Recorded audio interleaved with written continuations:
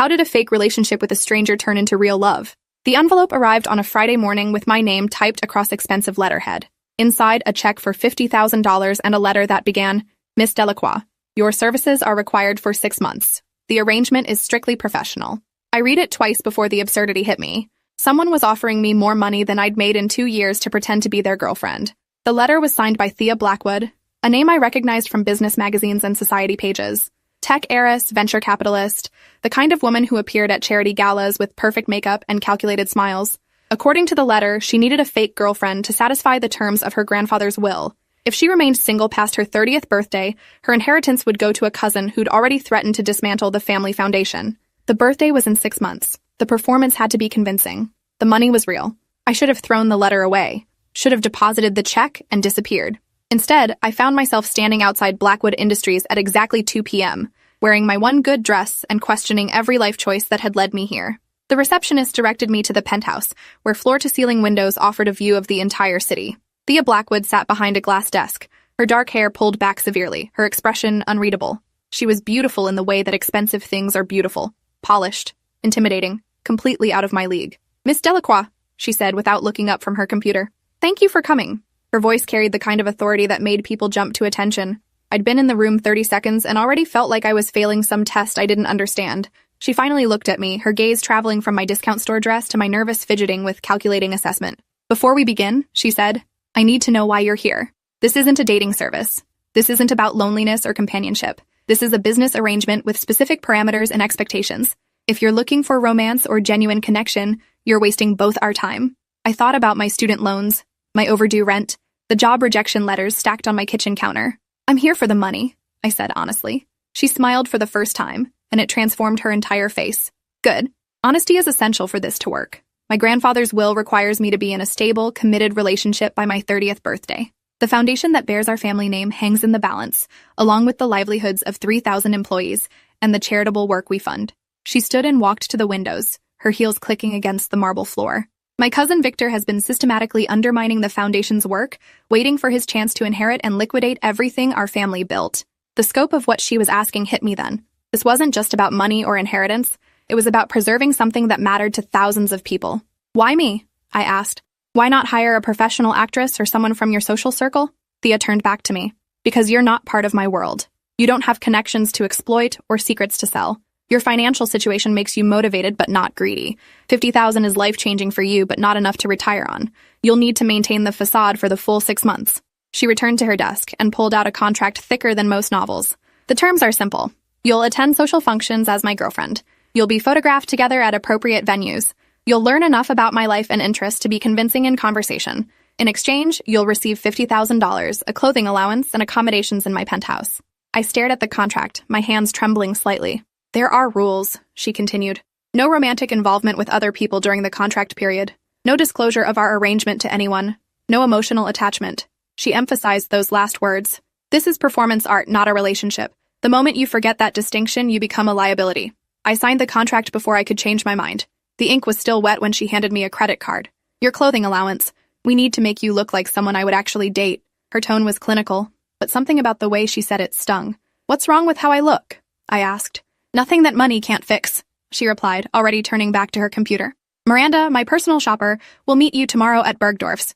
Try not to embarrass yourself. I left her office feeling like I'd been simultaneously rescued and insulted. $50,000 would solve every financial problem I had, but Thea Blackwood's dismissive attitude made me wonder what I'd gotten myself into. The transformation began immediately. Miranda, the personal shopper, was a tiny woman with sharp eyes who could spot bargain bin fabric from across a room.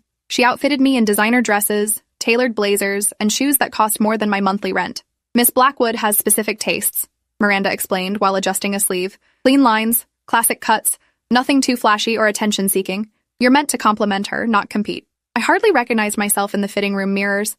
The clothes changed how I moved, how I held myself. When I walked into Thea's office the next day wearing a silk blouse and perfectly fitted slacks, she actually paused in her typing. Better, she said simply. We have our first event tomorrow night, a charity gala at the Metropolitan Museum. You'll need to know the basics of art history, wine, and small talk. I've prepared some materials. She handed me a folder thick with information about her family, her business interests, her supposed preferences in music and literature. That first gala was a baptism by fire. The Metropolitan Museum's Great Hall had been transformed into an elegant dinner space, with hundreds of New York's elites circulating between cocktail tables and auction displays. Thea appeared at my side exactly as the photographers began their rounds, slipping her arm through mine with practiced ease. "Remember," she whispered, "we've been dating for 8 months. We met at a gallery opening in Soho. You work in art therapy with children." The lie rolled off her tongue so smoothly I almost believed it myself. We moved through the crowd like dancers following choreography. Thea would introduce me to prominent donors and business associates, and I would smile and nod and offer carefully prepared anecdotes about my fictional work. She was magnetic in this environment, commanding attention without seeming to try. People deferred to her opinions, laughed at her dry observations, and competed for her approval. Watching her work the room was like witnessing a masterclass in social manipulation. "So you're the one who finally caught our Thea's attention," said a silver-haired woman, whose jewelry probably cost more than most people's cars. We were beginning to think she was married to her work. I felt Thea's hand tighten almost imperceptibly on my arm. "Charlie keeps me grounded," Thea replied smoothly. "She reminds me there's a world outside of board meetings and profit margins." The ease with which she lied was impressive and slightly terrifying. As the evening progressed, I began to understand the magnitude of what Thea was trying to protect. The Blackwood Foundation funded art programs in underserved schools, supported emerging artists, and provided grants for cultural preservation projects. The people at this gala weren't just wealthy socialites. They were stakeholders in something that mattered. If Victor inherited and dismantled the foundation, all of this work would disappear. I found myself genuinely invested in making our performance believable, not just for the money, but for the hundreds of programs that depended on Thea's inheritance. The real test came when Victor Blackwood approached us near the auction tables. He was handsome in the way that expensive grooming and good genetics could achieve, but there was something cold in his eyes that reminded me of a shark evaluating prey. "Cousin," he said, embracing Thea with obvious insincerity, "and you must be Charlotte. I've heard so much about you." He extended his hand to me, and his grip lingered longer than appropriate. I'm surprised Thea found time for romance. She's always been so focused on work. Some might say obsessed. There was an undercurrent of challenge in his words, a suggestion that our relationship was somehow suspect. Thea's response was perfectly calibrated. "Charlie helps me maintain perspective. The foundation's work is important, but so is having someone to share life with." She looked at me with an expression that seemed genuinely affectionate. "I'm learning to appreciate balance." Victor's smile never wavered, but I caught the flash of calculation in his eyes. He was evaluating our performance, looking for cracks in the facade. After the gala, we sat in the back of Thea's car as her driver navigated the late-night traffic. She seemed drained, the confident social butterfly replaced by someone who looked genuinely exhausted. "You did well tonight," she said without looking at me. "Victor is suspicious, but that was expected. He's been challenging every aspect of my life since the will was read." I studied her profile in the passing streetlights. "What happens if he figures out we're not really together?" The question seemed to surprise her. "He won't. We'll be convincing because we have to be. The alternative is unacceptable." Her certainty was absolute, but I noticed she didn't answer my question directly. When we arrived at her penthouse, she disappeared into her home office without another word. I was left alone in the guest suite she'd prepared for me, surrounded by luxury I'd never experienced and wondering what I'd gotten myself into. The clothes, the money, the performance. It all felt like I was living someone else's life. Over the following weeks, we fell into a routine. I would spend mornings researching art and culture, preparing for whatever social event was on Thea's calendar. She would brief me on the guest lists, the key players I needed to impress, the conversational topics I should avoid. We attended gallery openings, charity luncheons, and business dinners with clockwork precision. To the outside world, we were the perfect couple. Attentive but not clingy, supportive but independent. The media began featuring us in society pages and style magazines. Tech heiress Thea Blackwood and her mysterious girlfriend Charlotte Delacroix became a regular fixture in gossip columns. The attention was flattering and terrifying. I wasn't used to having my photograph taken or my outfits analyzed by fashion bloggers, but Thea seemed to thrive on the visibility, using each public appearance to reinforce the narrative of our relationship while simultaneously promoting the foundation's work. The first crack in our professional arrangement appeared during a quiet Sunday morning in the penthouse. I'd been living there for 6 weeks, and we'd settled into a surprisingly comfortable domestic rhythm. I made coffee while she read financial reports. She would comment on news articles while I worked on the art therapy certification I'd decided to pursue for real. That morning, she looked up from her tablet and said, "You don't have to do that, you know. The art therapy program. It's not part of our agreement." I paused in folding my laundry, clothes she'd bought in a life she'd created for me. "I want to. The more I've learned about it for our story, the more interesting it seems." She studied me with that calculating look I'd grown accustomed to. "You realize this is temporary. In 4 months, when the inheritance is secured, this arrangement ends. You'll return to your real life with enough money to start over anywhere you want." The reminder stung more than it should have. I'd begun to enjoy the comfortable routine we'd established, the way she'd started asking for my opinions on foundation matters, the rare moments when she'd let her guard down. Our relationship began shifting during a foundation board meeting I attended as part of maintaining our couple facade. Thea had mentioned I might be interested in eventually joining the foundation staff, and the board members were curious about my background and ideas. I found myself genuinely passionate about the programs we were discussing: art education initiatives, grants for community centers, support for artists from underrepresented communities. When one board member questioned the effectiveness of art therapy for traumatized children, I launched into a detailed explanation of the research I'd been studying. The room went quiet, and I realized I'd been speaking with an authority and passion that had nothing to do with my fake identity. Thea was watching me with an expression I couldn't read. After the meeting, she walked me to her office without speaking. Finally, she turned to me and said, "That wasn't performance. You actually care about this work." The surprise in her voice was almost insulting. "Did you think I was incapable of caring about anything beyond your money?" She studied me for a long moment. "I think I underestimated you. Most people see the foundation as a tax write-off or a social obligation. You see it as a lifeline for people who need support." Something shifted between us in that moment. The professional distance she'd maintained began to erode, replaced by what felt like genuine respect. She started including me in strategic discussions about foundation priorities, asking for my input on program evaluations and funding decisions. Our evening briefings became actual conversations about art, social justice, and the responsibility that came with inherited wealth. I began to see past her intimidating exterior to someone who carried the weight of enormous expectations and tried to live up to a grandfather's legacy while navigating a family that saw her inheritance as their opportunity.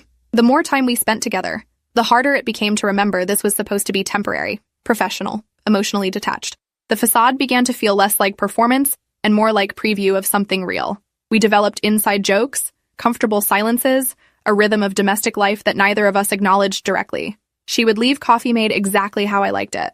I would pick up her dry cleaning without being asked. When she worked late, I would order dinner from her favorite restaurant. When I had nightmares about financial insecurity, she would wordlessly make tea and sit with me until I fell back asleep. These small intimacies were dangerous, I knew.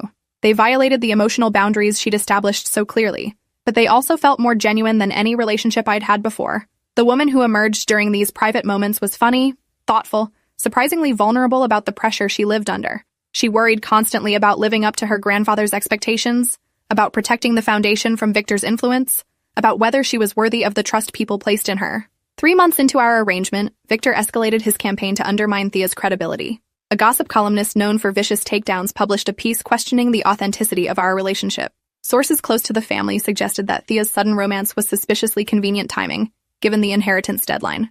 The article included unflattering photos and snide commentary about my background, my clothes, my qualifications to be dating someone of Thea's stature. Reading it felt like being dissected in public. Thea found me in the kitchen at 6 a.m., reading the article on my phone with tears of rage in my eyes. "Don't," she said simply, taking the phone from my hands. "Victor planted that story. Every word is calculated to make you feel exactly like this. But the damage was done. I felt exposed, humiliated, like everyone we'd fooled was now laughing at the obvious deception. Maybe they're right," I said. "Maybe this is ridiculous. Look at us. We're from completely different worlds. Of course people are suspicious." Thea's response surprised me. Instead of agreeing with the article's assessment, she became fiercely protective. "Victor is scared because we're convincing. The Foundation's board voted yesterday to expand 3 major programs based partly on your recommendations. He sees his inheritance slipping away and he's lashing out." She sat beside me at the kitchen island. "The only thing ridiculous about this situation is that someone as talented and passionate as you has been convinced she doesn't belong in spaces where she can make a real difference." Her defense of me was so unexpected that I started crying again, but for different reasons. "You don't understand," I said. "I was nobody before this. A failed graduate student working in a coffee shop, drowning in debt, invisible to people like you. This whole life feels like playing dress-up." She reached over and took my hand, the first spontaneous physical contact we'd shared outside of public appearances. "Charlotte, I've watched you transform our foundation's approach to community engagement in 3 months. You've brought perspectives and ideas that my MBA and trust fund never could have provided. This isn't dress-up. This is who you are when given the opportunity to flourish." The conversation marked a turning point in our relationship. The professional boundaries became increasingly meaningless as we spent more time together, both in public and private. We began staying up late talking about books, politics, our families, our dreams beyond the immediate crisis of the inheritance. I learned that Thea had never wanted to run the family business, that her passion was teaching and she'd been accepted to graduate school in education before her grandfather's illness changed everything. She learned that I'd grown up in foster care, that I'd never had anyone believe in my potential the way she did, that I'd spent most of my life feeling like I was performing respectability rather than embodying it. These revelations created an intimacy that felt both thrilling and dangerous. We were supposed to be pretending to be in love, But somewhere along the way, the pretending had become secondary to something much more real and terrifying. The shift from fake to real became undeniable during a weekend trip to the family estate in the Hamptons. Thea needed to meet with Foundation board members who were summering nearby, and bringing me reinforced the relationship narrative while giving us access to key donors. The Blackwood estate was overwhelming. Acres of manicured grounds, a house that could have been a museum, staff who treated Thea with the kind of deference reserved for royalty. I felt out of place until she took my hand and said, "I know this is intimidating. It intimidates me too, and I grew up here." We walked through gardens that had been featured in architectural magazines, past sculptures worth more than most people's houses, toward a dock where a yacht waited to take us to dinner with the board members. "This is my grandfather's legacy," she said, gesturing at the opulence surrounding us. "All of this comfort and privilege, but also the responsibility to use it for something meaningful. That's what Victor doesn't understand. He sees assets to be liquidated, not a tradition of stewardship to maintain." That night, after a successful dinner with the board members, we walked along the beach behind the estate. The moon reflected off the water, and the sounds of the dinner party faded behind us. For the first time in months, we were alone together without an agenda, without an audience to perform for, without the pressure of maintaining our facade. "Can I ask you something?" I said as we stopped walking. "After this is over, after you secure the inheritance, what happens to us?" She was quiet for so long I thought she wasn't going to answer. "The contract expires. You take your money and start whatever life you want. I continue running the foundation and fulfilling my grandfather's expectations." Her voice was carefully neutral, but I could hear the strain beneath it. "What if I don't want that?" The question hung between us like a challenge. She turned to look at me, and in the moonlight her expression was more vulnerable than I'd ever seen it. "Charlotte, we can't confuse performance with reality. What we have here isn't real. It's a construct created to serve a specific purpose." "Isn't it real?" I stepped closer to her. "These conversations we have, the way you defend me, the way we've built something together with the foundation work, that's not performance. That's us." She looked away from me, back toward the water. "It's complicated. The power dynamic, the financial arrangement, the circumstances that brought us together, none of that creates a foundation for something genuine." But even as she said it, I could see the conflict in her body language, the way she leaned slightly toward me despite her words. "What if we could separate this from the contract? What if we could figure out what we actually feel without the money and the arrangement and all the complications?" She met my eyes then, and I saw longing mixed with fear. What if we can't? What if when the performance ends, there's nothing left? The vulnerability in her voice broke my heart. "Then at least we'll know for sure instead of wondering forever." Before she could respond, I kissed her. Not for photographs or witnesses or maintaining our cover, but because I'd fallen in love with her despite every reason not to. The kiss changed everything. When we returned to the city, the professional distance was impossible to maintain. We would catch each other staring, find excuses to touch, stumble over words during conversations that used to flow easily. The sexual tension that had been building for months became impossible to ignore. One evening, after a particularly successful foundation fundraiser, we returned to the penthouse, and instead of retreating to our separate spaces, we opened a bottle of wine and sat on her couch talking about the evening's successes. "You were incredible tonight," she said, curled up beside me with her legs tucked under her. "The way you connected with those donors, the stories you told about the programs we're funding, you made them understand why this work matters." I was learning to accept her compliments without deflection. "We make a good team." She set down her wine glass and looked at me seriously. "Charlotte, I need to tell you something. This arrangement, this contract, it stopped being about the inheritance weeks ago. For me, at least." My heart started beating faster. "What do you mean?" "I mean I would rather lose everything than keep pretending that what I feel for you is fake." Her confession was so unexpected that I couldn't speak for a moment. "The foundation, the inheritance, all of it. It matters, but not more than this. Not more than you." She reached for my hand. "I know the circumstances are impossible. I know the power dynamic is wrong. I know we started this as a business arrangement. But I'm in love with you, and I don't know how to go back to pretending I'm not." I set down my own wine glass and moved closer to her. "You don't have to go back. I'm in love with you, too." This time when we kissed, it wasn't tentative or questioning. It was acknowledgement of everything that had been building between us, everything we'd been trying to deny or rationalize or compartmentalize. We spent the night together, and in the morning, everything felt different. The contract still existed. The inheritance deadline was still approaching. Victor was still circling like a predator, but we were no longer pretending. We were no longer hiding from what we felt or what we wanted from each other. The final months of our arrangement took on a different quality once we'd acknowledged our real feelings. We were still performing for public consumption, but privately, we were building something authentic. Thea began talking about plans beyond the inheritance deadline, expanding the foundation's programs, traveling together, introducing me to extended family members as her actual girlfriend rather than a hired actress. I enrolled in the art therapy certification program for real and began volunteering with one of the foundation's community partners. We were creating a life together, not just maintaining a facade. But Victor wasn't finished with his attempts to undermine us. 2 weeks before Thea's 30th birthday, he made his final play. A private investigator he'd hired discovered our original contract, somehow obtaining copies of the financial arrangements and confidentiality agreements. The evidence was damning, proof that our relationship had begun as a paid performance, documentation of the $50,000, records of my background and financial desperation.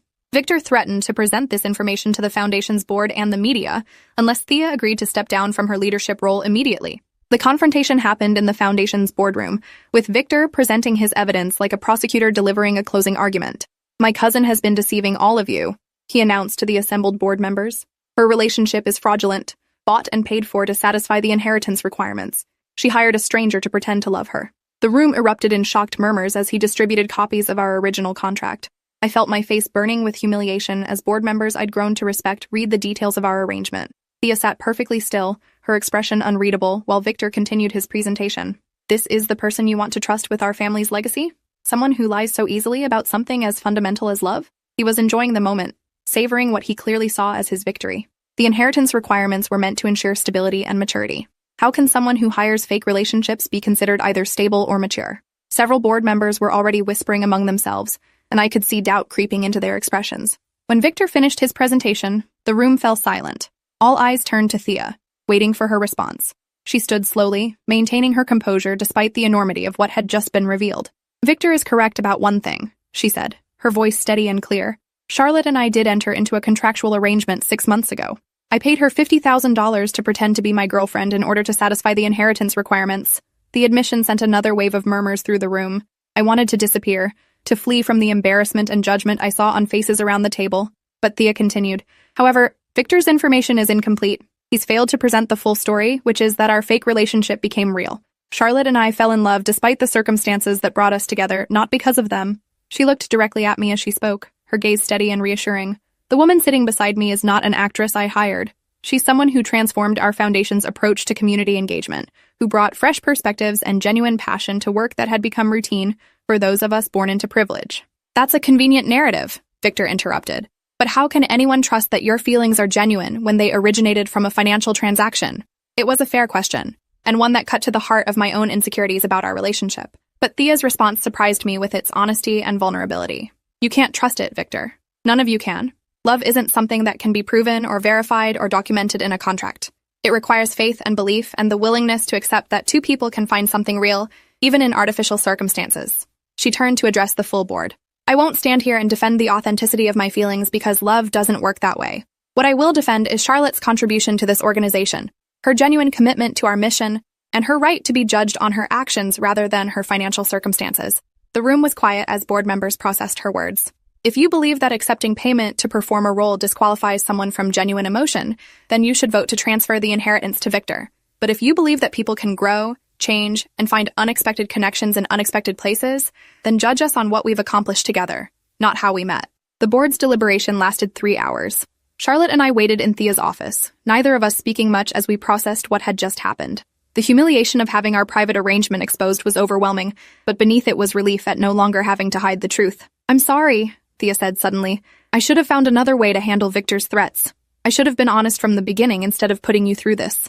I took her hand, intertwining our fingers the way we'd done so many times in public, but this time for comfort rather than performance. We both made choices that led us here. And honestly, I'm glad it's out in the open. I was tired of people thinking our relationship was something it wasn't. She squeezed my hand. "What do you think they'll decide?"